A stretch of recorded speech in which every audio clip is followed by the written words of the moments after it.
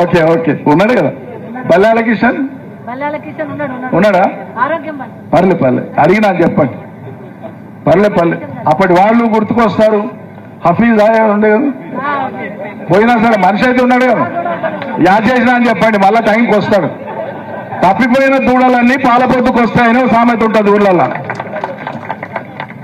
దూడలు తప్పిపోతాయి మందలో ఉండి, కానీ పాలపొద్దు కాగానే దేవులాడుకుంటా తల్లిని దేవులాడుకుంటూ వస్తాయి.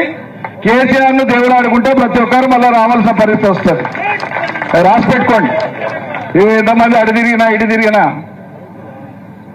మళ్ళీ ఈరోజు ఈ ధర్నాలో పాల్గొనడానికి వచ్చినప్పుడు ఒకవైపేమో మెదక్లో నిర్మాణమయ్యే ఒక పాలనా సౌధం, జిల్లా కార్యాలయం, జిల్లా కలెక్టరేట్ పక్కన ఎస్పీ ఆఫీసు అద్భుతంగా పరిపాలన ప్రజలకు చేరువలోకి తెచ్చే ప్రయత్నంలో మనం కట్టినటువంటివి వాటిని చూస్తే ఒళ్ళు పులకరిస్తారు. మనమే కదా ఇవన్నీ చేసినామని. కానీ మనం చేసినటువంటి రాష్ట్రంలోనే మనం నిర్మాణం చేసిన కాడనే 10 ఏళ్ల తర్వాత అదే కలెక్టరేట్ల ముందర వచ్చి రైతులు ధర్నా చేసేటువంటి ఒక దుస్థితి కలుగుతుందని కళలో కూడా ఎవరం అనుకోలేము. ఇది అత్యంత బాధాకరమైనటువంటి విచారకరమైనటువంటి సందర్భం. రాష్ట్ర ప్రభుత్వం సిగ్గుపడాలి. కలెక్టరేట్ల ముందర రైతులు ధర్నాలకు పూనుకుంటున్నారు. సన్న ఓట్లకు మీరు అలా అన్ని ఓట్లు అని చెప్పారు, కనీసం సన్న ఓట్లకైనా మీరు చెప్పినటువంటి బోనస్ ఇయ్యలేదని చెప్పి రైతులు రోడ్డెక్కి ఇలా అడుగుతున్నారు. నేరుగా జిల్లా కలెక్టర్ కార్యాలయం పక్కన కూర్చొని ధర్నా చేస్తున్నారు. ప్రజాస్వామ్యబద్ధంగా వాళ్ళ డిమాండ్ను మీ ముందర పెడుతున్నారు. ఇలా తెలంగాణలో ఎక్కడ చూసినా కూడా దగ్గర 600 రోజులైంది ఈ సర్కారు వచ్చి. 600 రోజులైంది, 20 నెలలు. 600 రోజులలో రోజుకొకటి సగటున 600 మంది రైతుల యొక్క ఆత్మహత్యలు జరిగి రైతుల ప్రాణాలు బలిగొన్నటువంటిది ఈ దుర్మార్గం సర్కార్. రైతులు ఆశపడ్డందుకు ఉన్న స్థితి కంటే ఏదో మేలైతుందని కేసీఆర్ ఇచ్చేది ఎక్కడ పోదు కదా, అలవాటు పడ్డం కదా దీనికి. కరెంటుకి అలవాటు పడుతుంది, రైతు బంధుకు అలవాటు పడుతుంది, కొనుగోళ్లకు అలవాటు పడుతుంది. వచ్చేటివెట్లా వస్తే వీడు ఏదో ఎక్కువిస్తున్నారు కదా అని ఆశపడ్డారు. ఎక్కువిస్తా అన్నాడు కదా అని ఆశపడే వరకే కొంప మునిగిపోయింది. ఆశపడ్డం అంటే మోసం జరుగుతుంది, గుర్తుపెట్టుకోండి. ఆలోచన చేస్తే బాగుపడతాం, ఆశపడితే నష్టపోతాం. ఇది ఆచరణలో గుర్తుపెట్టుకోవాలి. మీ ఏరియాలో కూడా ఉండొచ్చు. మా ఏరియాలో అప్పుడప్పుడు ఏడాది 2 ఏళ్లకు మండలానికి ఒక్కడు తేల్తాడు.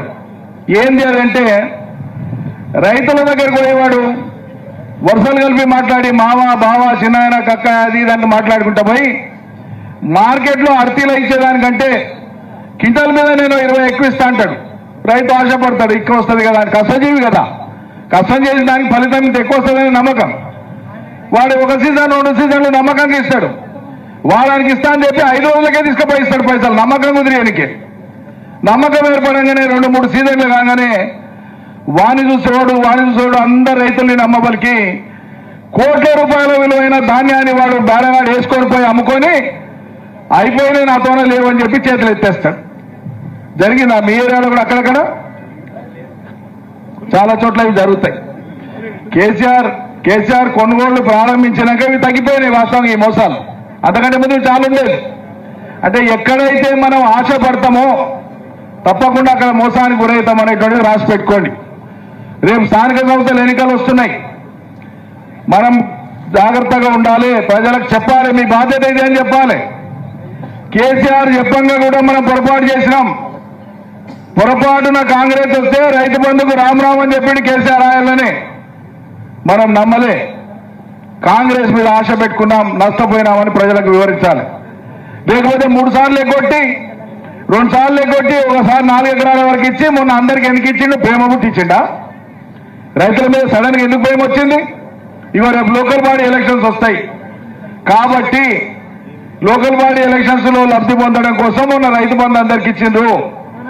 నేను 3-4 సార్లు ఇదివరకే ప్రెస్ మీట్ చెప్పినా, అధికారికంగా చెప్తున్నా అని చెప్పినా, మాకు అంతర్గతంగా ఉన్న సమాచారాన్ని బట్టి చెప్తున్నామని చెప్పినా, స్థానిక సంస్థల ఎన్నికల తర్వాత ఇప్పుడు ఉండేటువంటి రైతు బంధును ఈ కాంగ్రెస్ సర్కారు ఎత్తేస్తుంది. మీరు రాసి పెట్టుకోండి, జరగబోయేది ఇదే.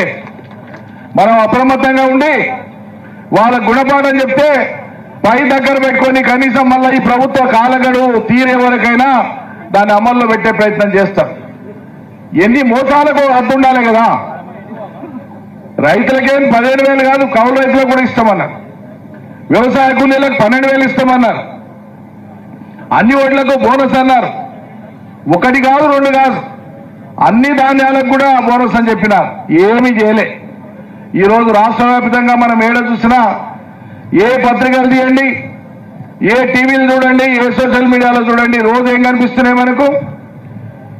చెప్పులు పెట్టి బార్లలో రైతులు నిలబడ్డారు, లైన్లలో నిలబడుతున్నారు. రోజు ఒక జిల్లా కాదు, ఒక మండలం కాదు, రాష్ట్ర వ్యాప్తంగా యూరియా సరఫరా అనేటువంటిది రాష్ట్ర ప్రభుత్వం చేపట్టేటువంటిది ట్రేడర్లతో పాటు, అధీకృత డీలర్లతో పాటు, షాపులు ఉన్న వాళ్ళతో పాటు, సింగిల్ విండో ఆఫీసులతో పాటు మార్కెట్ ద్వారా కావచ్చు, వ్యవసాయ శాఖ ద్వారా కావచ్చు, కలిపి ఎరువుల బస్తాలు సరఫరా చేసేటువంటి విధానంలో దగ్గర రాష్ట్రంలో 9,000 సేల్స్ కౌంటర్స్ ఉంటాయి. మొత్తం ఒకటి కాదు, రెండు కాదు, ఎక్కడో ఒక తోన రెండు తోన్ల జర లారీలు లేట్ అయినందుకు ఆలస్యమైందంటే అర్థం చేసుకోవచ్చు.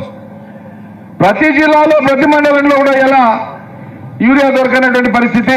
రైతులు రోడ్డు ఎక్కినారు, ఆందోళన చేస్తున్నారు, చెప్పులు పెట్టినారు, లైన్లలో పాస్బుక్లు పెట్టినారు, రాళ్లు పెట్టినారు, గంటల తరబడి, రోజుల తరబడి ఎదురు చూస్తున్నారు. పోలీసులను బట్టి సరఫరా చేయండి అని ముఖ్యమంత్రి చెప్తాడు. వ్యవసాయ శాఖ మంత్రి ఏమో చాలా సమస్య ముదిరినాక, ప్రారంభంలో దాని మీదేం శ్రద్ధ చూపకుండా సమస్య ముదిరినాక ఢిల్లీకి పోయి ఇద్దరు మంత్రులు కలిసి ఒక కాగితం ఇచ్చి ఫోటో దిగి చేతులు చూపుకున్నారు. ఈ రోజు అవసరమైనటువంటి ఇదే ఈ రోజు దొరకదు. కిరాణముల పై తీసుకొచ్చే వస్తువు కాదది. 6 నెలల ముందే కేంద్ర ప్రభుత్వం దగ్గర మాట్లాడుకొని అలాట్మెంట్ చేసుకున్నటువంటి అలాట్మెంట్ సరఫరా సరిగ్గా జరిగేటట్లు చర్యలు తీసుకోవాలి. ఇది నిరంతరం వ్యవసాయ మంత్రి, అధికారులు బుగుల మీద పనిచేస్తే జరిగేటువంటి పని. అది కేసీఆర్ మాతోనే చేపించింది కాబట్టి 10 ఏళ్లలో లైన్లలో చెప్పులు పెట్టే దుస్థితి రాలే. బుగులు లేదు, ఎవరికేం బుగులు లేదు. వ్యవసాయం అంటే పట్టదు.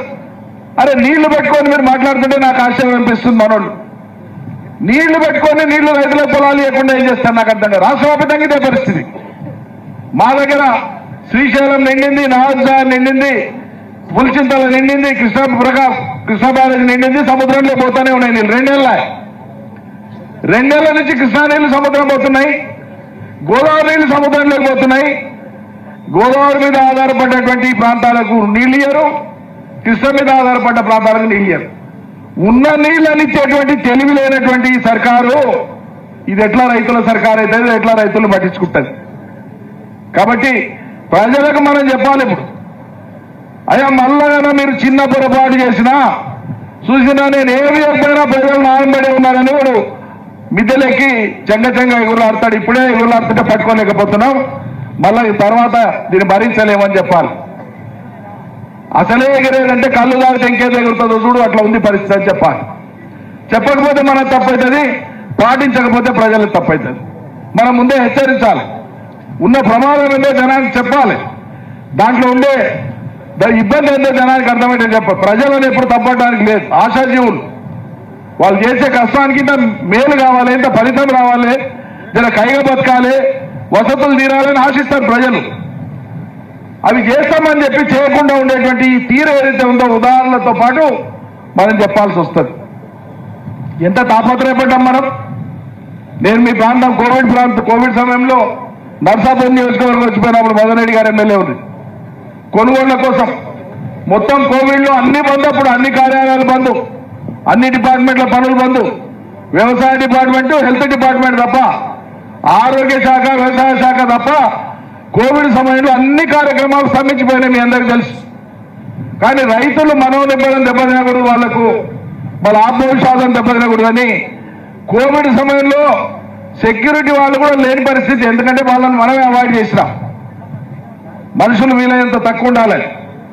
100 కిలోమీటర్ల దూరం నుంచి ప్రయాణాలు చేసి కొనుగోలు సెంటర్లు సందర్శించి సజావుగా కొనుగోళ్లు జరిగి కోవిడ్ లో కూడా రైతులకు సజావుగా డబ్బులు వచ్చి ఏర్పాటు చేసిన ఘనత కేసీఆర్ సర్కార్. అంత మనసు పెట్టేసింది.